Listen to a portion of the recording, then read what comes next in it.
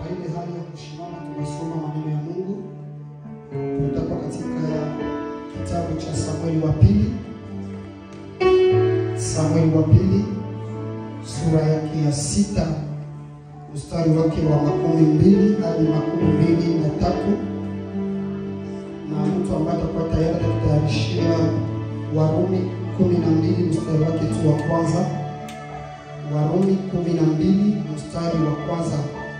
Ninasoma katika kitabu cha Samueli wa pili sura yake ya 6 mstari wake wa 12 hadi 23. Tunasoma katika jina la Yesu. Tunasoma katika jina la Yesu. Tunasoma katika jina la Yesu.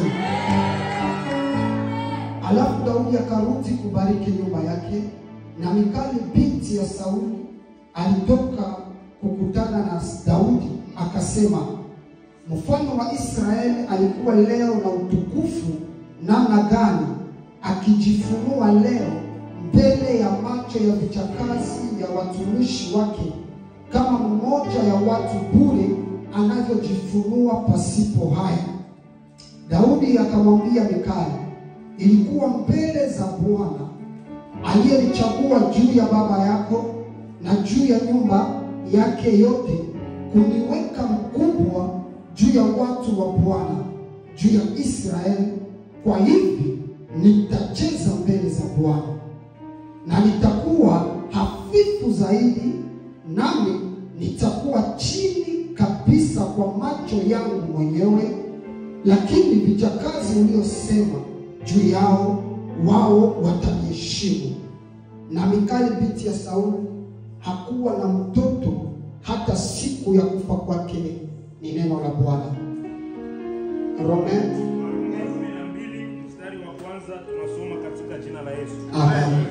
Basi ndugu zangu, na wasii kwa huruma zake Mungu, itoweni miili yenu iwe dhabihu iliyo hai, takatifu, ya kumpendeza Mungu, ndiyo ibada yenu yenye maana. Amen. Shangilia neno la Bwana kwa kutukuza. Shangilia.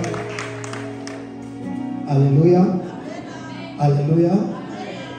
Na nashukuru Mungu kwa hii neema ya kipekee ambayo amenipa siku ya leo ya kusimama mbele yenu. Jina lake libarikiwe sana. Na nashukuru baba mchungaji pamoja na baraza pia ambao waliruhusu tusimame siku ya leo mahali hapa. Tunasema asante sana. Haleluya. Na kushukuru pia wewe ambao umekuja mahali hapa kusikia neno la Mungu. Mungu akubariki. Na maombi yangu kwako, usingerudia kisi ulivyoingia, lakini neema ya Mungu ikutembelee na kukugusa kwa siku ya leo. Haleluya. Utanisaidia tu usalimie wako pembeni yako, mwambie mhubiri na kusalimia katika jina la Yesu. Bwana Yesu asifiwe sana. Jina la Bwana libarikiwe sana. Nashukuru pia presence ya Roho Mtakatifu, maana naisikia tena katikati yetu kwa siku ya leo. Haleluya. Haleluya. Toka mercredi tuko hapa na tuko naongea somo zuri ambao najua itakuwa pia faida kwako wewe ambao umekula leo. Unajua unakiaka leo na tuyaka wahubiri wa kwenu mdesequilibre. Sasa mhubiri anaangalia yote ile alisema mercredi, alisema vendredi, tena leo atafanya haya jambo kubwa. Anakuwa na difficulty. Bwana Yesu asifiwe sana. Bwana Yesu asifiwe sana. Somo ambalo tuko naongelea inasema le mystère caché dans la danse du roi David.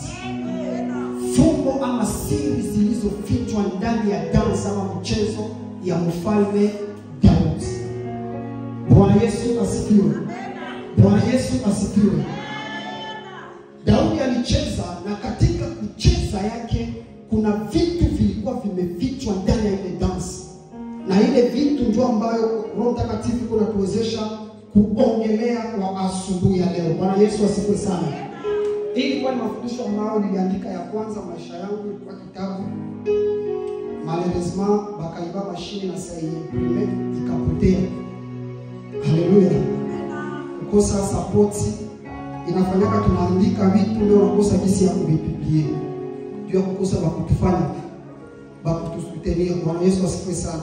Sasa vile sasa hivi kuna vitabu mbili yenye iko presque à la fin. yote inaisha. Nani naomba kunitia mkono? Ile nani sasa, nani naomba kunitupa birikani juu iko ya prime. Haleluya. Niambie kwa kumbele yako tuko na support wa kwetu. Jina la Bwana barikiwe sana. Haleluya. Wanajua kuna watu wawili mbiblia wananikwaza sana sana. Wanakuwa mama wawili. Bahati yao ni jutu walenajo mbele ya mtu wa hekima. Bangelikuyaka kwangu ile siku wangeshangaa. Biblia inasema sema mmoja akalalia mtoto wake, mwingine wakamuiba mtoto wake.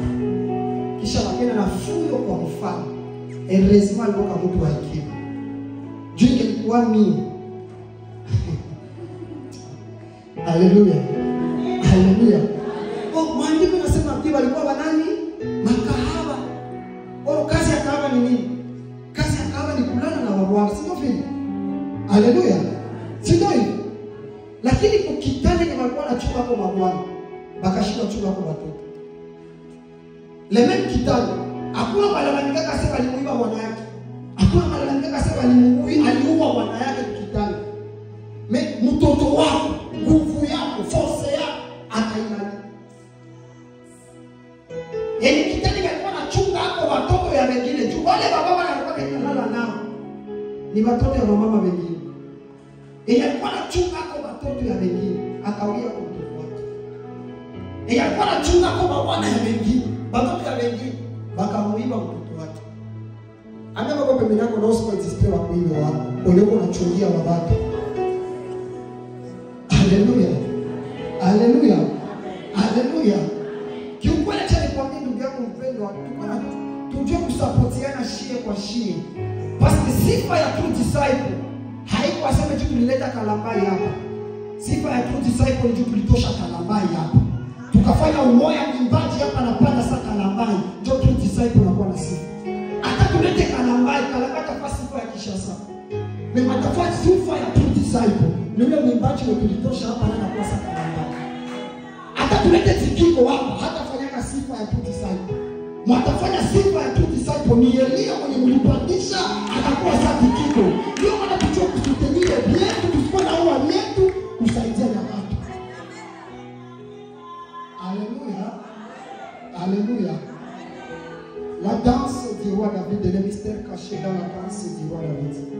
Tuliongea tukasema ya kwamba danse ni dictionnaire et à la Rousse il est défini comme c'est un mouvement, mais un mouvement qui est dans un rythme quelconque. Ndio la Rousse na définir danse aseme ni mouvement yenye iko mu rythme. Haleluya. Tukasema ya kwamba danse kimaandiko ilicheza marole ya mingi sana yenye sitaweza kutilia hapa. Jambo ya kwanza nilisema ya kwamba katika kitabu cha Psalm 149 3 inasema ya kwamba ni moja ya instruments za louange.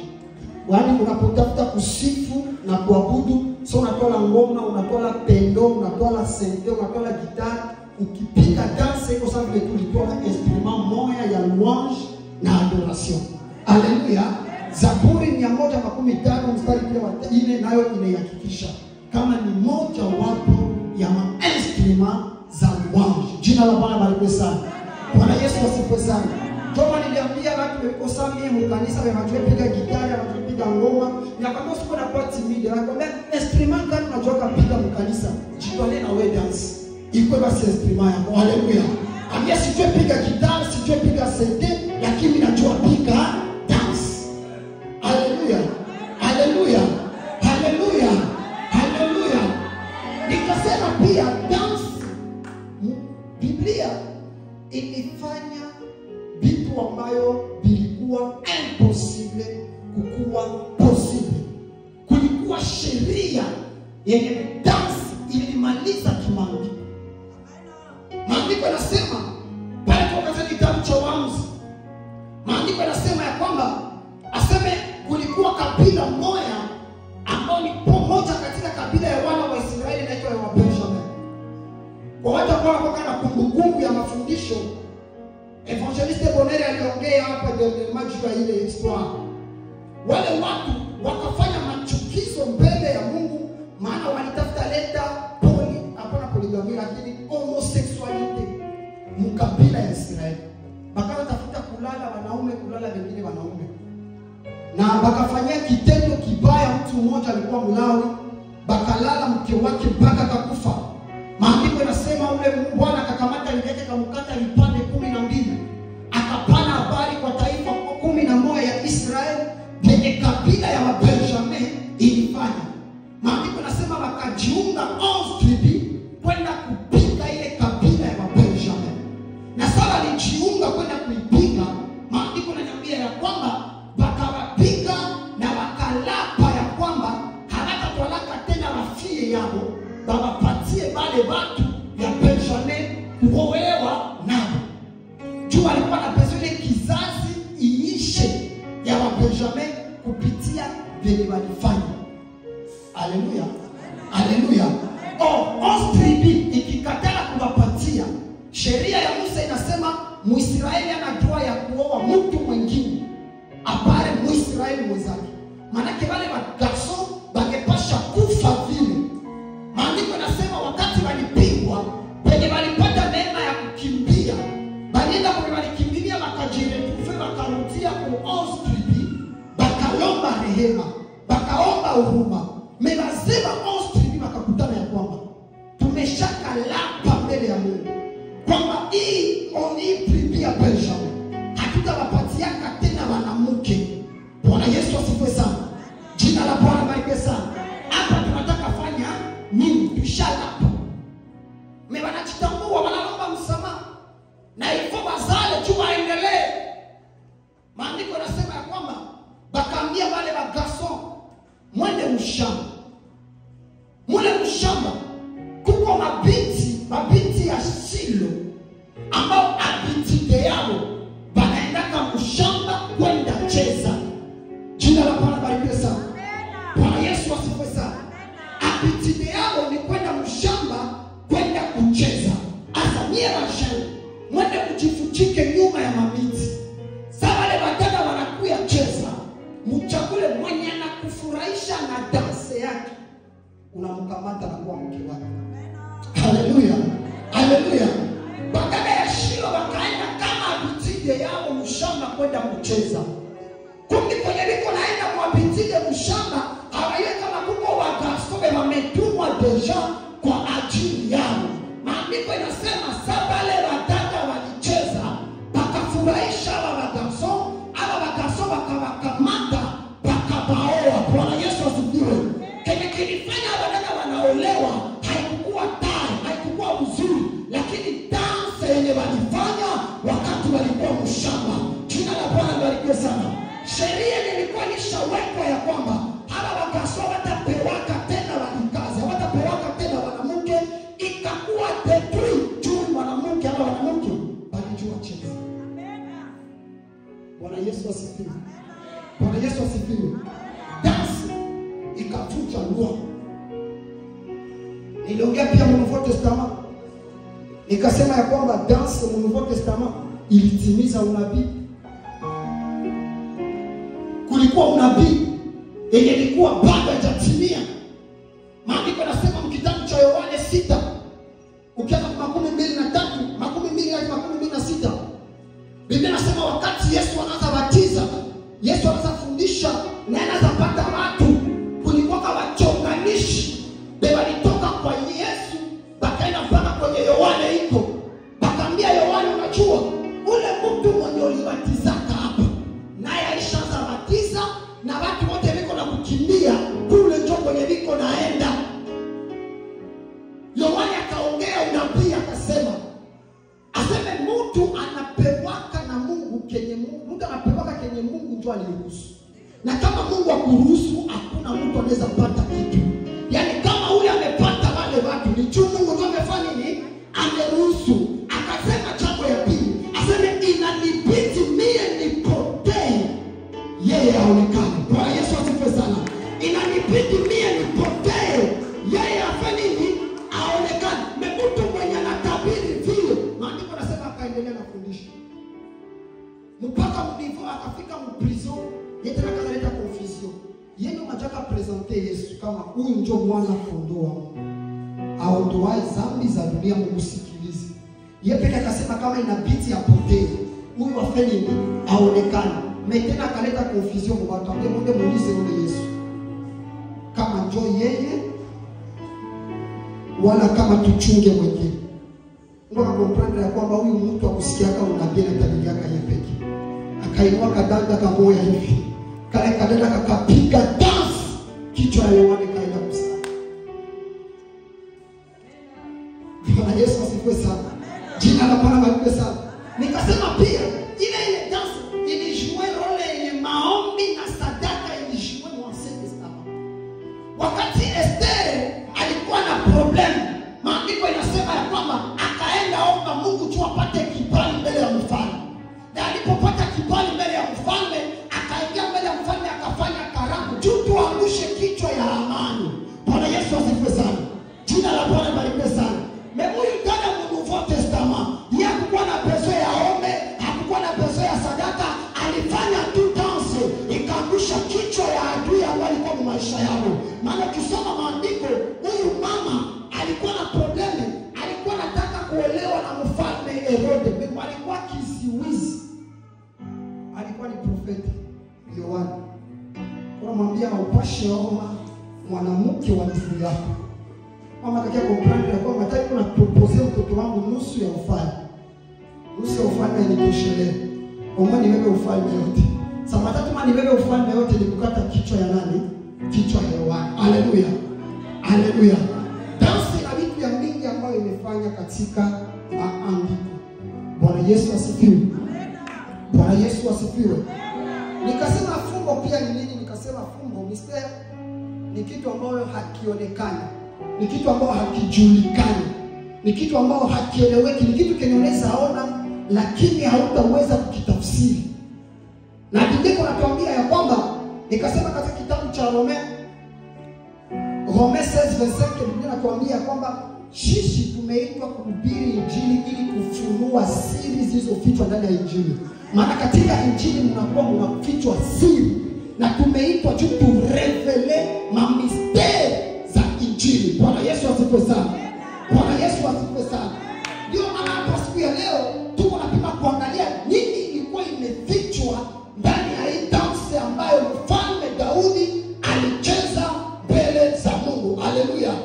Tukasema ya kwamba Daudi maana yake bien-aimé. Haleluya. Tukasema pia Daudi ni mtoto wa Yese. Daudi alikuwa mtoto wa munane mtungu ya ukizao ya baba yake. Bwana Yesu asifiwe. Kungambo ya mama yake anaonesha kitu kama alikuwa mtoto wangapi. Maana ukisoma maandiko, ukisoma vya Zaburi 51 anaonesha kama alizaliwa hata kinyume ya sheria. Haleluya. Alizaliwa mzambi. Sasa tujue kwa mama yake alikuwa mtoto wangapi na kwa baba yake alikuwa mtoto wa munane. Jina la Bwana libarikiwe sana. Tukasema ya kwamba Daudi ni mtu ambaye alipata neema wakati yenye Mungu alirejete Sauli. Sauli alikuwa ni mtu ambaye alichaguliwa na watu. Mungu akajichagulia mtu sasa. Na mtu mwenye Mungu akajichagulia anaitwa David. Kitu cha kwanza ambacho niliongea nikasema ya kwamba David alikuwa tu yeye yuko mpori nyuma ya makondoo. Mekumbi mbinguni koe washaanza panga juu ya David bila yeye kudunia kujua. Mbinguni Mungu alishaanza sema juu yake. Na alishaanza ambia hata nabii aseme nimejichagulia mtu sawa na roho yangu. David kwenye iko yeye iko inconscient, hajue lolote. Nikasema ya kwamba inaweza uwezekana ukwe inconscient sai, lakini mbingu iko na panga juu yako. Kuna wakati mwingine tunakuwa kutulia hatujue nini linaendelea. Japokuwa mbingu kesha maisha za waza, maisha za panga mipango juu ya maisha yetu. Bwana Yesu asifiwe sana. Jina la Bwana libarikiwe sana. David alikuwa tu nyuma ya kondoo. Kumbe huku kesha mbinguni Mungu iko naongea nasema nimeshapata mtu. Nimeshachagua mfalme. Niko nataka kutangazia mtu mmoja asubuhi ya leo. Magreke huko ikosia kuna mipango ambayo mbingu iko nakamata asubuhi ya leo kwa ajili yako. Haleluya. Haleluya. Haleluya. Yeye akujua mwenyeluko. Kumbe kesha Mungu yeye iko nasema kudunia kuko mtu sawa na roho yako. Bwana Yesu asifiwe sana. Jina la Bwana libarikiwe sana. pia Daudi, wakati sasa baba anaambiwa aite watoto yake ili wapake umwa mafuta, Daudi alisaulika hata na baba yake. Baba akamsahau, baba akaita wengine sawa, yeye akamuneglige, akasema akakezi stahili, akakezi merite. Kumbe yule mwenye astahili kumacho ya watu ndio mwenye anastahili kumacho ya Mungu. Bwana Yesu asifiwe sana. Jina la Bwana barikiwe sana. Ndio anapenda katika kitabu cha Wakorintho, Paulo anasema ya kwamba aseme Mungu anaangalia dunia akatafuta vile vitu vyenye alistahili mumacho ya watu, vile vyenye havina valere mumacho ya watu, ndio akatwala kuke akofondre watu ya dunia hii. Haleluya, haleluya. Wakati ile watu wiko natafuta mwenye ana merite, Mungu atafutaka ndio mwenye amerite juu amfanye ya merite. Haleluya, haleluya. Wakati watu wiko natafuta mtu mwenye iko na kalite, Mungu anatafutaka wenye wana makalite porque yeye ndio anutia makalite. Kama nisaidia ndio pembeni yako, usijiangalie vile hata kama una kalite, Mungu yeye atakutia hapo kalite. Mungu mwenye alikuita juu akupatie ndio kalite. Alikuita juu ya kalite, alikuita juu ya kuchaza ndio makalite. Bwana Yesu asifiwe sana. Bwana Yesu asifiwe sana. Mungu anataka wanaelea, Mungu anataka wengine vile porque yeye amarampile. Kama usikuwa na jizarau, usikuwa na jineklishe, tu kama alikuita ni juu iko na shaba ya kukufanya ukue kelke, hata kama sai uko na jiangalia haustahili. Bwana Yesu asifiwe sana. Bwana Yesu asifiwe sana. Bwana Yesu asifiwe sana. Kwa watu kwa nyakala malicho za Mungu, hamna ni mmewa simtata macho chini. Haleluya. Vitu yangu bwana kupesha shakani. Bwana Yesu asifiwe.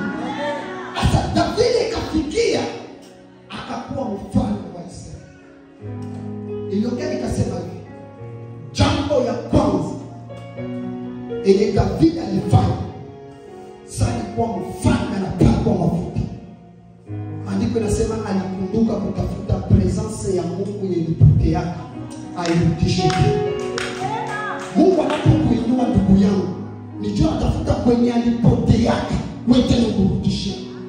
Mungu anapokusaidia, nijua anatafuta umrudishe basi kwenye alipoteaka. Problema tuko nayo leo dunia ni kwamba kutuinua yetu sasa ndio tunapoteza tena na presence nusu ya Mungu ile ilikuwa inabakia. Wakati Mungu anakupa ile pesa, wakati Mungu anakupa kazi, wakati Mungu anakupa ndoa, na kale kadogo ka utukufu kalikuwa kangali mwewe unakapoteza.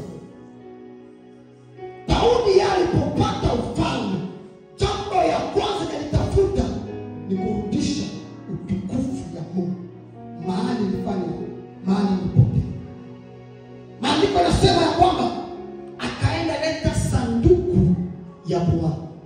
Na alipokuwa ameleta sanduku ya Bwana, ni mahali hapa tumesoma, Biblia inasema ya kwamba akacheza kama mtu wa kawaida. Niliongea nikasema hivi, watu wanaimbaka wanatuambia Mfalme Daudi alicheza mpaka nguo. Haleluya. Asema alicheza mpaka nguo zikafanya nini? Nikasema hivi, kiandiko ukitafuta ile andiko Biblia kwa anaandika kama David alicheza mpaka nguo zikaanguka, ile andiko haiko.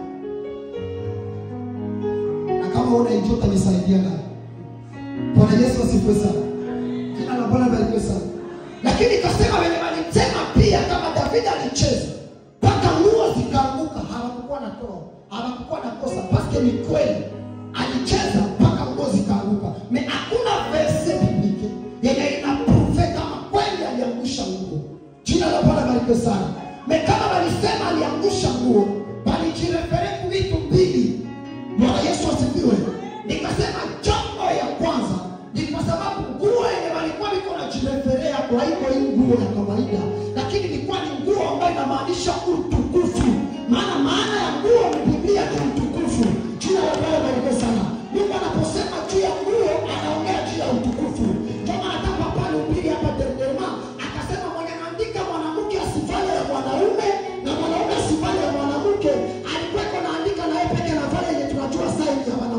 Nairobi. Mesali kwa naandika ile andiko, hakukuwa na chirefere kupatalo na kukikwende. Alikuwa na chirefere kwa utukufu. Mwanaume asipale utukufu wa mwanamke, na mwanamke naye asipale utukufu wa mwanaume. Kila mtu iko na utukufu yake. Bwana Yesu asifiwe. Jina la Bwana barikiwe sana. Asa wanaposema Daudi alicheza akavua manguo, ni kwa sababu alijisahau yeye komerwa. Utukufu yote ya kifalme aliacha, akacheza kama mtu wa kawaida.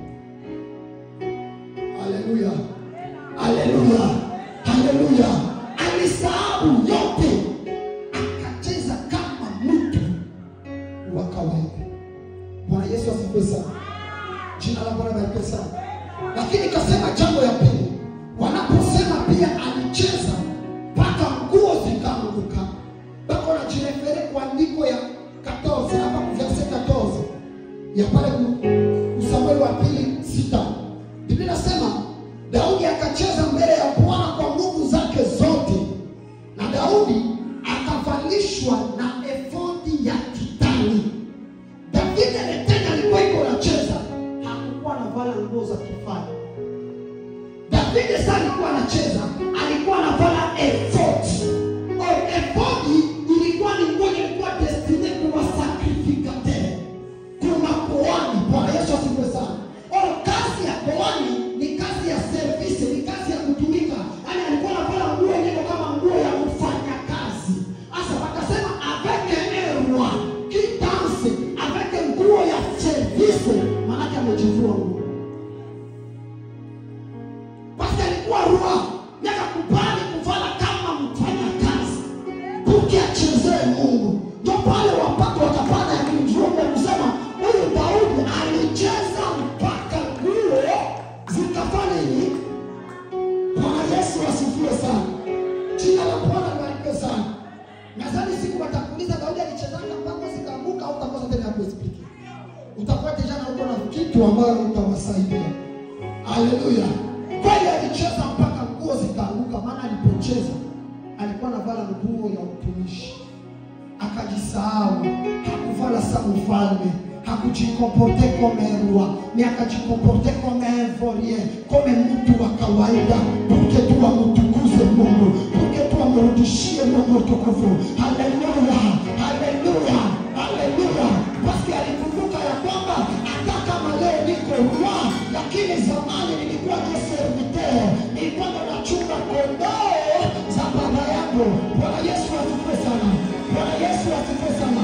Ndio maana aliposema kurudia kusema hivi, niliongea vendredi nikasema hivi, wakati ni David alimaliza mpaka mafuta, jambo alifanya akarudia tena kwenda kuchunga kondoo.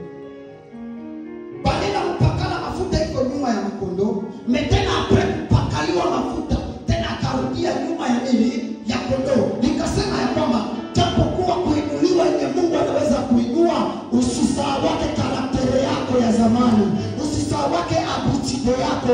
Mungu anapokuinua kwa ajili ya kuomba, usitupake maombi. Mungu anapokuinua kwa sababu ya upendo, usiache upendo. Mungu anapokuinua kwa ajili ya jambo moja fulani, ambatana na ile jambo na kuinua kwako. Bwana Yesu asifiwe sana. Bwana Yesu asifiwe sana. Haleluya. Na ni pale tunatafuta sasa tuone mafungo gani mwaita zako zimefichwa ndani. Nini ambayo ilikuwa imejificha mwaita ya roi David, un célèbre de la Bible. Nikasema jambo ya kwanza ilikuwa ni moyo ya reconnaissance. Kama David alishimama na kucheza kama mtu wa kawaida, nijua alikumbuka kwenye Mungu alimtosha. Alikuwa na moyo ya reconnaissance kwa Mungu, moyo alimfanya Mungu mfalme. Akasema ndeza ona wengine walikuwa wananiita mfalme, mimi manajichukua mzuri ni yeye mwenyewe. Mimi unatoka kwenye Mungu alinidogota. Nyuma ya makondoo, siku nyata wanaita watoto baba na sababu hata nipeke kuniita. Lakini Mungu mateke na mambo aliniita, alinisahau, Mungu yake alikumbuka. Sasa huyu Mungu lazima nimchezee, lazima nitukuze, lazima nitanze, maana ndio amenifanya nikuwe kisi niko leo. Bwana Yesu asifiwe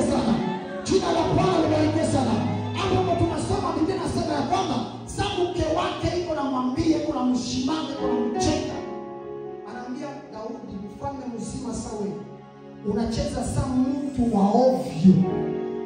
Alijilia Biblia yake akamwambia, kweli haiko mbele ya watu ndio nimecheza. Ni mbele ya Mungu mwameni chakula. Kuna nafasi ya baba yako, kuna nafasi ya nyumba ya baba yako, na leo akanietabliri nikuwe mfalme wa hii taifa. Ndio maana kwake lazima nitacheza. Nikapenda akasema, aseme haiko jo mwanzo hii wala mwisho. Nitaendelea kucheza na kukua dhaifu kwake kila siku. Maana alikuwa na moyo ya reconnaissance kwa Mungu mwenye alifanya maisha yake. Jina la Bwana libarikiwe sana. Bwana Yesu asifiwe sana. Niko ndani ya mtu mmoja asubuhi ya leo kwamba kuwa na moyo ya reconnaissance kwenye Mungu alikutosha.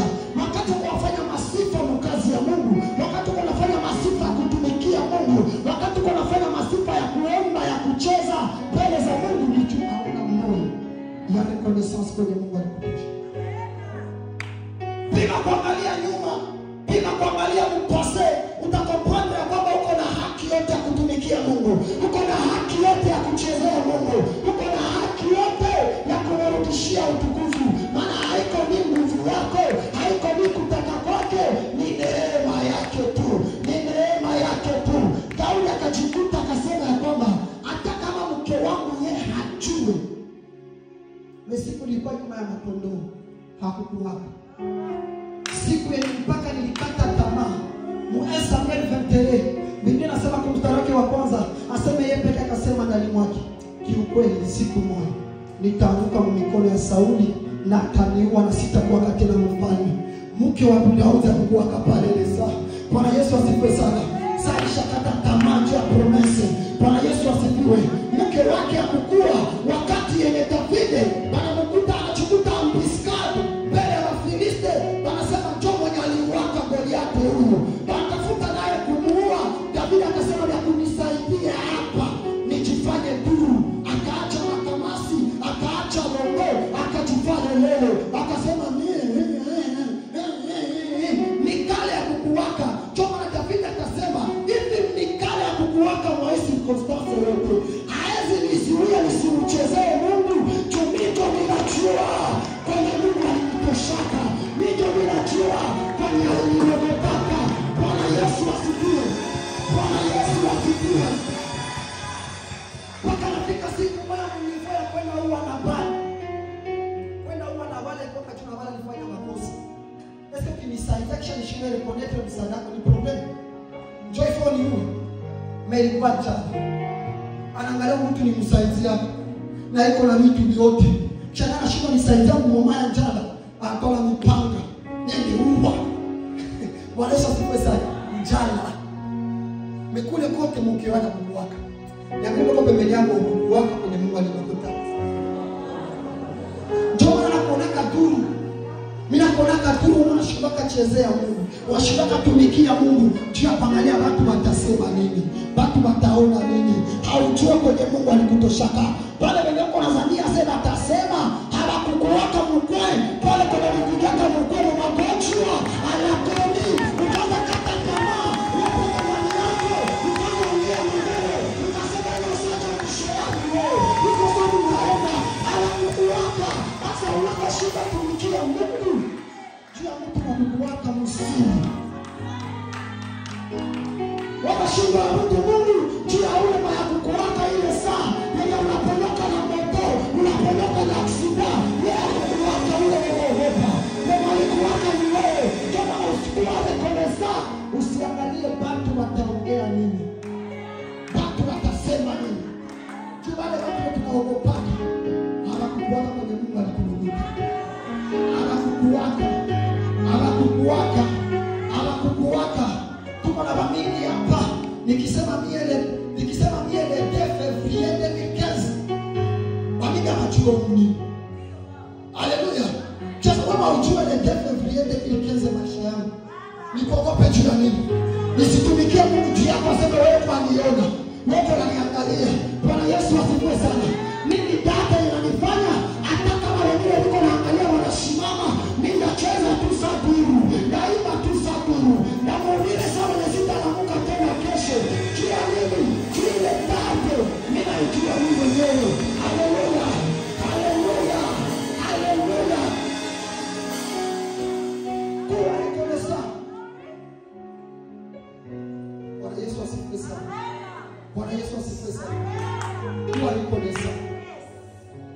David anayeamua kucheza kama mfalme alirekoneka, alikumbuka niko hapa sasa, haiko joy for her.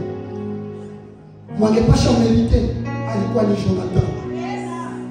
Kama Mungu anaua na Jonathan, anaua na baba yake. Jumia nitia hapa. Jina ni msicheze. Haleluya. Haleluya. Kwa rekonesa kwa mtu wewe unafanya makwako. Tuko na shida kwa rekonesa kwa Mungu. Ndio atumonake. Menaba iko naona wewe uko naona. Anakufanyia hiki na kufanyia ile moyo ya reconnaissance hatuna. David hakuwa tuna moyo ya reconnaissance kwa Mungu tu. Alikuwa na moyo ya reconnaissance ni kwa watu. Bwana Yesu asifiwe sana.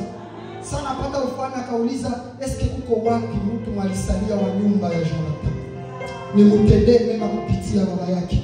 Mtoto akufanyaka kitu, baba nimfanyaka mema, bado akakumbuka. Bwana Yesu asifiwe sana. Information inaileta mbaya. Anaambia ndio kuko umoja mimi kilema.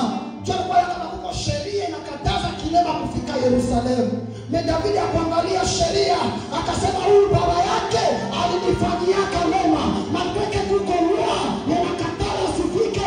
Mwende mtafute Mefiboshethi, atakula na mie meza moja. Kuwa reconnaissance kwa mtu alikufanyia mema. Moyo ya reconnaissance inaenda na potea watu na ndio nafanya dunia na kwa sababu ile wanyama na kwa sapori tunaanza ogopana. Inakuwa vile simba kichomoka kule, mbuzi anachomoka kule, sema hapa dunia yangu inipe. Dunia imegeuka pori juu nini? Hakuna moyo ya reconnaissance. Fasi kwa kusaidiana, fasi kwa kusukumana, tunaanza kulala shie peke kushie peke. Juu ya nini? Make moyo ya reconnaissance. Haleluya.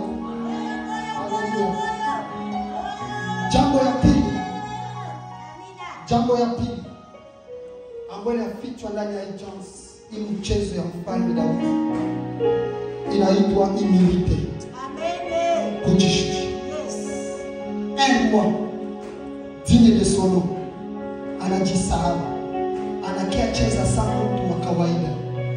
Alama ya kujishusha. Amen. Alama ya kujiamini.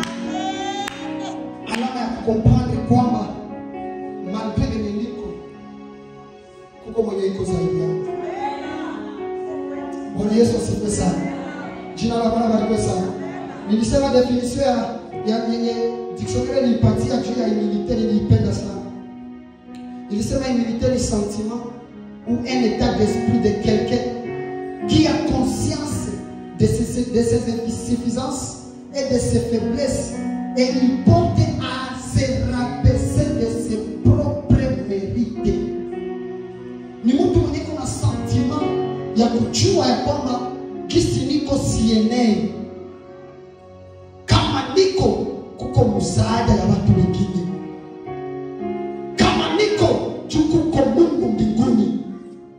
Kama niko ni kuna mtu ambaye ananisaidia. Akasema anasema ni mtu mwenye iko na ile anajua kama mina merite wangu.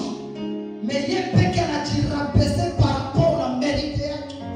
Yeye peke anajua kama mina stahili. Mimi anasema hapana, mateke mina stahili, mina jishusha tu mina bugua ya kwamba ndio niliweza, mechuku na wengine waliniwezesha. Bwana Yesu asifiwe sana. Jina la Bwana barikiwe sana. Niliongea hapa siku moja nikasema hivi tuache ongee, tuache kiburi. Hakuna mwashajiwezea yeye pekee. Unaweza imbisha mzuri, jua niko nyuma yako na kuitikia. Ushawahi imbisha na chomoka na sauti yako ya pia. Kisha nyuma unatoka diesel. Usisi na wewe pekee na kutoshana. Haleluya. Haleluya. Ushawahi imbisha na chichora. Unajisikia sentiste anapiga vya mbaya au pumela anapiga mbaya. Usisi na kutoshana. Kiburi juu uliimba kwa kupigia mikono juu ya nini? Haukuimba wewe pekee, uliimba kwa msaada ya watu wengine. Shusha mabega, acha kiburi. Bwana Yesu asifiwe sana. Bwana Yesu asifiwe sana. Sabite kushuka na kucheza watu. Ilikuwa sinya humility. si ya kujishusha, si ya kujidharau. Basi alikompande mwenyewe ya kwamba hata kama watu niko na niita roho sai mbele ya Mungu sipo roho. Haleluya. Niambie Mungu pembeni hapa. Yote vile watu kuna kuita sai mbele ya Mungu wa Mungu.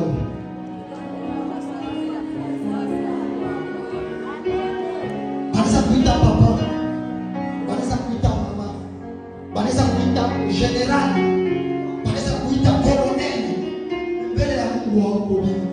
Toka na kama uko presence ya Mungu, shusha mabega yako, shusha mabega yako. Hauko kitu kusekonde tu moja anaweza changer histoire yako. Kama ulikuwa general, unakuwa hauko kitu. Bwana Yesu asifiwe sana. Jina la Bwana libarikiwe sana. Mtu mmoja akaongea akasema hivi, aseme wakati kuku liko mzima inakulaka mwenyewe. Pesa inakufa, mwenyewe anafanya nini? Uko na valele saa ya kukula mwenyewe juma mzima. Pima tu kufa mwenyewe atakuchezea hapo na wewe itakuonesha kama hauko kitu. Ndio maana hatuna droa ya kujiinua, hatuna droa ya kujilevea. Basi hatuko kitu. Tuko chini, lazima tuangie chini. Ndio maana Biblia inasema ya kwamba ukitaka tu uendelee na kuinuliwa, jua kujishusha. Haleluya. Haleluya. Haleluya. Maana Mungu anapendaka watu wenye wiko na moyo ya kufanya. Kitu ambacho tuko mkanisa ni kiburi. Juli ubiri tu watu wakapiga mikono haya, basi kusemeke na. Uliimbisha tu watu wakafurahi, basi kusemea. Yao wao walitoa sakitani na sima yeye. Make leo ifai sambi masiona. Roho ya nini? Ya kiburi. Meero wa David. Hapo kuna kitu mmoja amenibariki sana.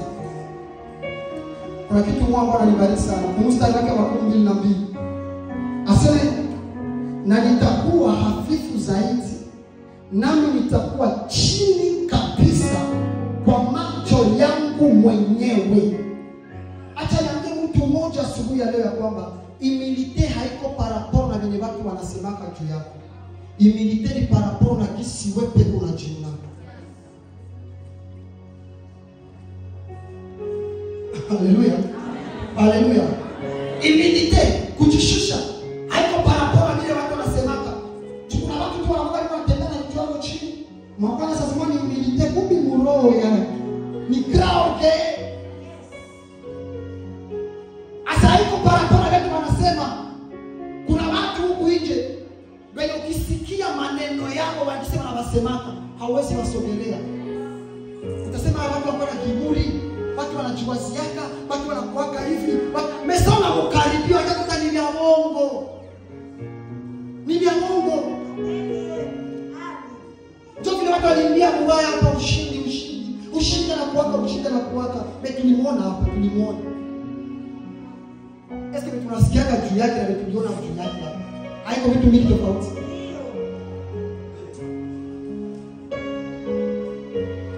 Le problème haiko wenye watu wanasema juu yako. Le problème ni vile wenye wewe peke uko naongea juu yako. Vile wenye wewe peke uko nachiwazia. Bwana Yesu asifiwe sana. Bado tunasema unaimaka mzuri ni bien. Mais problème c'est ça unajikomporter na vile kujua kwamba bila mlie mtuti saipo hakuna. Ndio inakuwa problème. Na utasema unajua kaubiri haina problème. Mais wakati uweze kujikomporter para pole ni watu wiko naongea ndio inakuwa problème. Watu wanaweza sema mtuti saipo ni kanisa kubwa. Haina problème. Message shio. Tunaanza kuongea okay para pole na ile ndio inakuwa problème. Bwana Yesu asifiwe. Bwana Yesu asifiwe.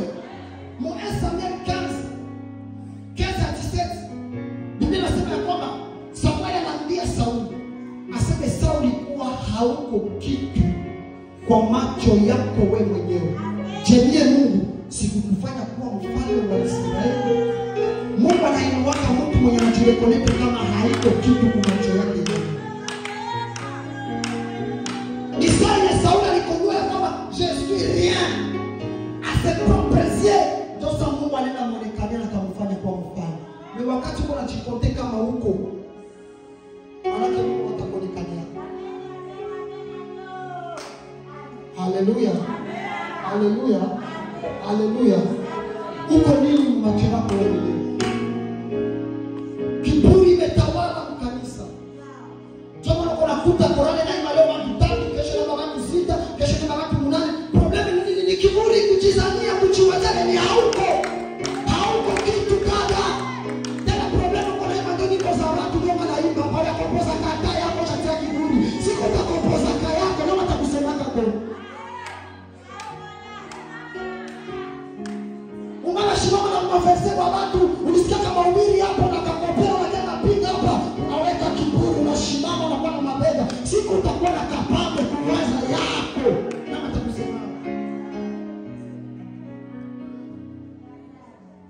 Sikipo watu miaka neno moja, Gabeti alikuwa anasema ukiona mtu yuko na mabega hivi, maana yake kuko vitu mbili.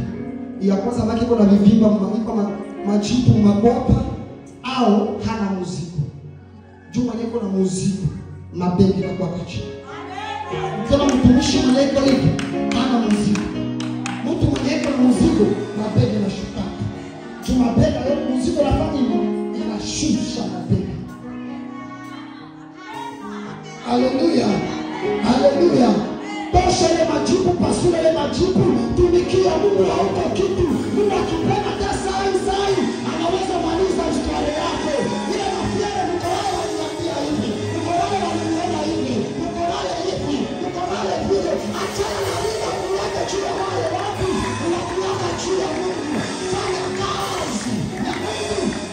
Mungu unataka kumikia siku moja kulipa.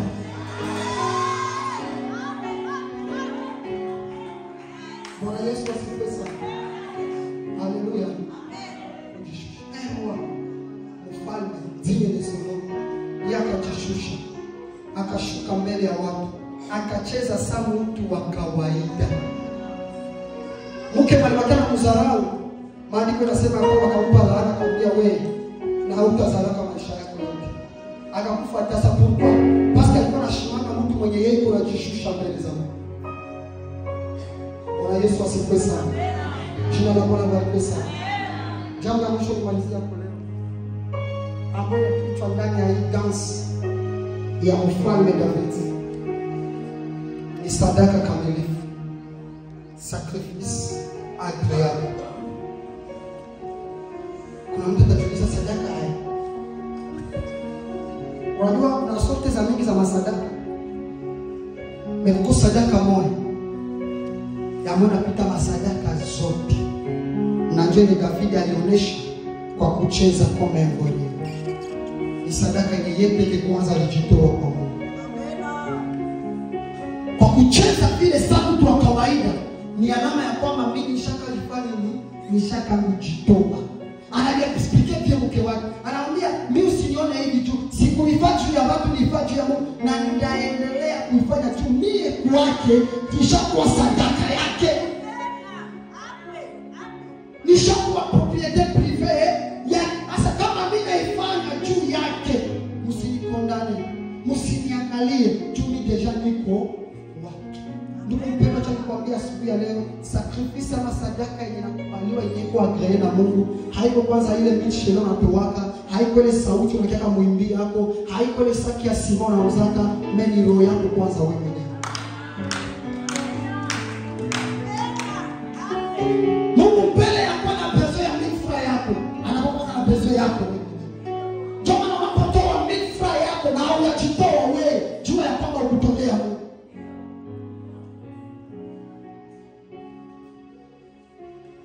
Pastor John aliongea hapa akasema hivi, watu juu ya utapeli wanaharibisha nguvu ya sadaka. Bwana Yesu asifiwe sana. Mafundisho zimekuwa mingi juu ya sadaka, lakini acha nikwambie kiukweli ya kwamba hakuna sadaka yenye Mungu anapendezwa nayo za moyo ambao unajimpatia yeye kwanza. Bwana Yesu asifiwe sana. Jina la Bwana libarikiwe sana. Biblia inasema ya kwamba alikuwa na vyote lakini akaliacha vyote chote kutafuta wewe na kutafuta mie. Ndio maana haizi kuwa na pesa ya vingine vyote zaidi yako kwanza wewe na mie. Ndio maana unapotafuta kutoa, jiulize kwanza, eske mie nishajitoa?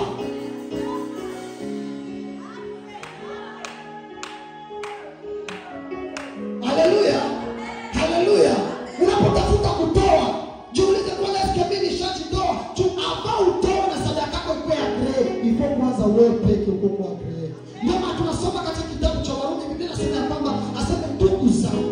nawasihi kwa upendo wa Kristo, itoeni miili yenu kuwa sadaka kamilifu ya kupendeza Mungu. Hapa utoe mifra, hapa uze saki ya sima, hapa ufanye kingine chote. Toa kwanza mwili yako, maana Mungu iko na Bwana pesa yako. Hana pesa ya saki ya sima, hana pesa ya mifra, message mwili yako. Iko Bwana pesa ya ile roho yako, ile roho yako, ile roho yako. David kwa kucheza alionyesha kama yeye alishakuwa propriétaire ya Mungu. C'est pourquoi hata sasa ya kutoa hakujali. Biblia inasema alikuwa anafanya ndio sanduku ya Bwana. Bakipiga sifa anatoa ng'ombe mbili. Ng'ombe moja ya dike na ng'ombe moja ya dume. Banapiga sifa anatoa ng'ombe mbili.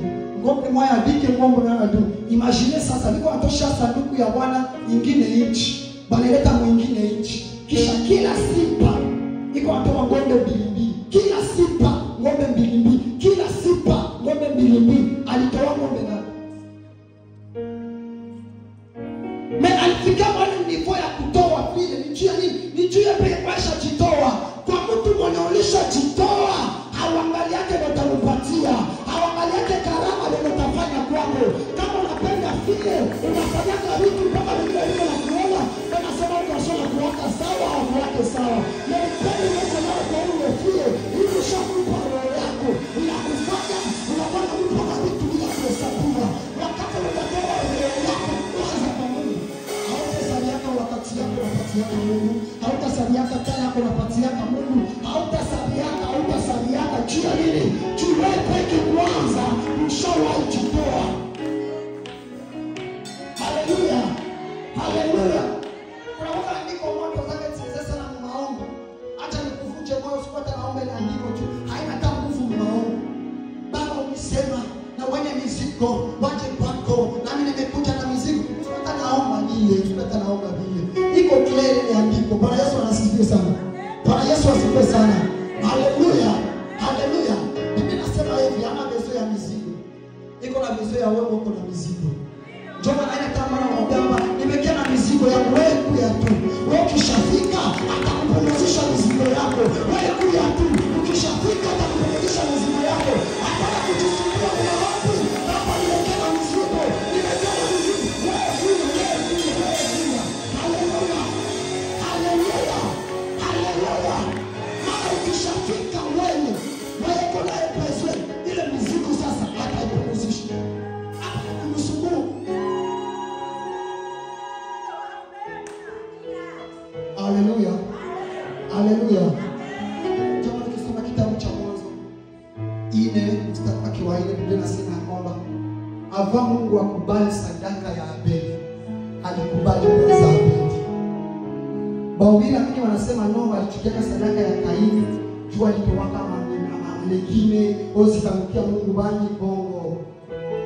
Le problème kwa sadaka. Le problème kwa Kaini. Parce que Biblia inasema pia Mungu alikubali kwanza Abeli, ndio akakubali sadaka yake, lakini hakukubali Kaini, akakataa pia sadaka ya Kaini. Mungu hawezi kubali sadaka ya mtu kwanza na yakubali. Mungu anakubali kwanza mtu abakubali sadaka yake. Bwana Yesu asifiwe sana. Jina la Bwana barikiwe sana. Ndio maana sadaka zote zenye unatoa na haujakubaliwa kwanza na Mungu, unatupatia kama mtumishi kule, ndio upatie yake. Sadaka unapatia Mungu ile ni wewe kwanza ulikubaliwa na yeye, ndio unakuja toa ile sadaka. Jina la Bwana barikiwe sana. Bwana Yesu asifiwe sana. Bwana Yesu asifiwe sana. Eske kuna mtu mmoja yuko hapa siku leo? Haleluya. Haleluya. Haleluya. Nataka tujiulize swali asubuhi ya leo. Je, nishajitoa kwa Mungu au ninatoa kwa vitu vingine? Wajua kama Mungu kuna lenga kitu, unaweza fanya vya zaidi na havitashauri kitu kama unafikia kwa kile kenye iko na lengo. Nakumbuka kuna habari moja ya mama moja wa kanisa ya chai Bukavu, Witness Park Chai. Kisoma liko na ubiri. Iko na ubiri juu ya utoaji. Ule mama akasikia ndani yake kama ifo atoe televisheni yenye iko mwaki. Sasa mama akatoka nje juu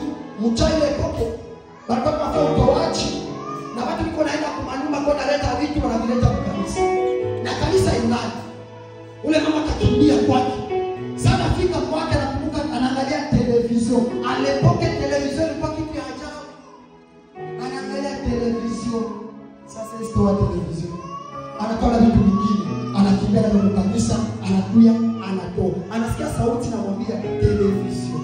Tena anatoka mkanisa. Anatoka vitu vingine, anakuwa anatoka. Tena sikia sauti ambayo tele. Bwana akaona si chama toka anataka kusema hata. Huyu mtu bado alimaza vitu vya nyumba. Bwana wewe unamfuata kwa trust. Nini bwana maza vitu yote ya nyumba. Naambia bwana sauti ilikuwa sikia ndani yangu. Iko ndani nitoe television. Sasa niko naangalia television. Inanishinda kutoa juu ya mzito. Bwana kanisa mbona kwa hii hali utaona maliza vitu vyote bora ungetoa tu ile moyo. Bwana television, twende na television. Bwana Yesu asifiwe sana. Ule mama akatoa television kufikisha tu television. Mtumishi wa Mungu akamwambia mama alikuwa anapigana na roho yake, lakini sasa anafika kwenye roho ilikuwa na masufuria. Na Mungu anasema alikuwa tasa ule mama. Mungu akamwambia unapata mtoto. Na Isaka mtoto mmoja mpaka leo. Unataka na mtu Samuel. Bwana Yesu asifiwe sana. Jina la Bwana libarikiwe sana. Basi kile kile Mungu iko na lenga, tunaweka maana kushinda vingine vyote tunaweza kufanya. Wala hata vingine vya zamani kushinda vile vyote. Ni kama umefika pale. Au unafanya ajabu. Kwa maana asubuhi ya leo kuna sauti inakwambia acha kwanza kutoa sifa, acha kwanza kutoa pesa, toa roho yako. Maana roho yako kwanza ndio Mungu iko nayo pekee. Hakufaka juu ya jengo, alikufa juu yako. Kwa maana hawezi penda kumchekea jengo kisha wewe akukose. Iko bora pekee yako, ambapo na pekee nyingine yote unaweza kufikia. Simama tu wewe Mungu simama.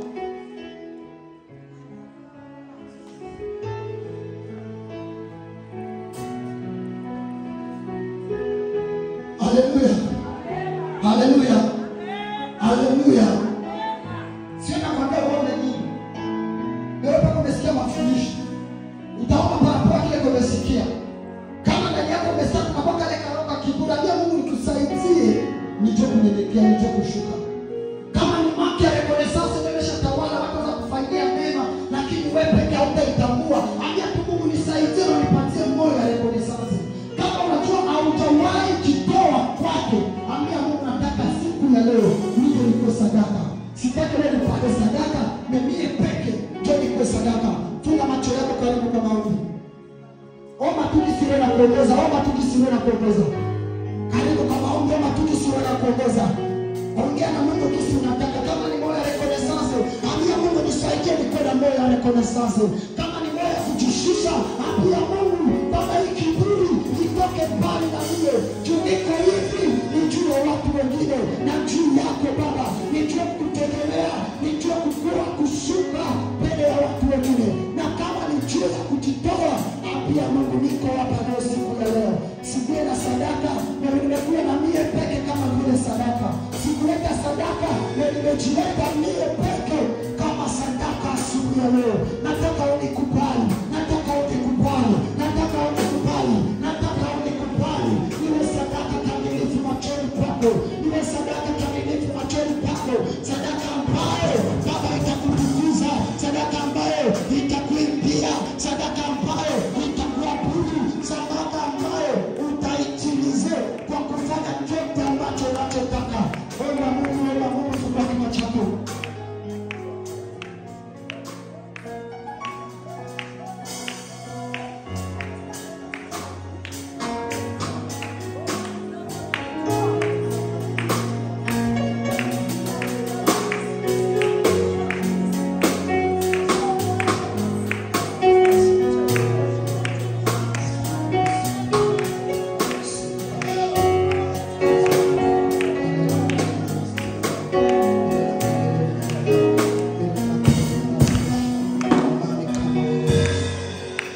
Haujawahi batizwa kwa maji mengi. Unataka ufanye maamuzi siku ya leo kama huko. Haujawahi batizwa kwa maji mengi. Kama huko unapenda ufanye maamuzi tu ya kwa yako leo. Nasikia kwa mtu. Haujawahi batizwa na unataka ufanye maamuzi siku ya leo. Chaki mkono yako hivi. Chaki mkono hivi kama huko.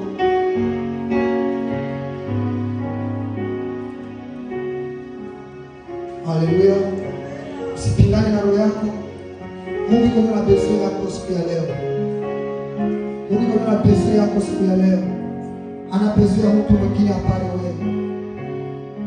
Choma kama uko tu pale haujawahi batizwa kwa maji mengi na ungetaka ufanye maamuzi siku ya leo, weka tu mkono yako hivi.